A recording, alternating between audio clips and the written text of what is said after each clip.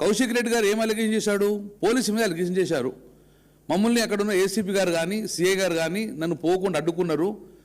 కాంగ్రెస్ పార్టీకి అధికారం ఉన్నది కాబట్టి మమ్మల్ని పోలేకపోయింది కాబట్టి క్లియర్గా మేము ఆ అధికారుల మీద చర్యలు తీసుకోవాలి, నా ప్రోటోకాల్కి ఇబ్బంది అవుతుందని చెప్పేసి పోలీసు మీద వాళ్ళు ఆరోపణ చేశారు.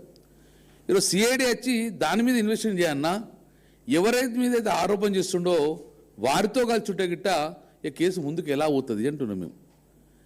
ఎవరి మీద అయితే ఆరోపణ చేస్తుండో వారితో కలిసి సిఐడి అధికారులు చేస్తే కేసు ఎలా ట్రాన్స్పరెన్సీగా జరుగుతుంది కాబట్టి సో ఇప్పటికైనా ఒక ఎమ్మెల్యే మీద చేసిన ఆరోపణలు నన్ను ప్రోటోకాల్ లేకుండా ఆపేసాను కాబట్టి నా యొక్క పరుగు భంగం కల్పించారు కాబట్టి దాని మీద చర్యలు తీసుకోవాలని చెప్పి క్లియర్గా చెప్పడం జరిగింది. దాని మీద మాకు న్యాయం చేయమని చెప్పి కౌశిక్ రెడ్డి అడిగితే ఈరోజు సిఐడి ఆఫీసర్ పెట్టుకొని ఇంకా ఎక్కువ హరాస్మెంట్ చేసుకొని డెఫినెట్గా ఒక పకడ్బందీ ప్రణాళికతోటి ఎట్టి పరిస్థితుల్లో కౌశిక్ రెడ్డిని లోపల వేయాలనే ఉద్దేశంతో జరిగే కుట్రలో భాగంగానే మేము అవసరం కాబట్టి ఇప్పటికైనా డీజీపీ గారు శివరెడ్డి గారు ఎమ్మెల్యేలను ఇలాంటి హరాస్మెంట్ చేసే ప్రభుత్వానికి దయచేసి మీరు సపోర్ట్ చేయదని చెప్పేసి మా ప్రధానంగా మేము డిమాండ్ చేస్తూ జరుగుతుంది.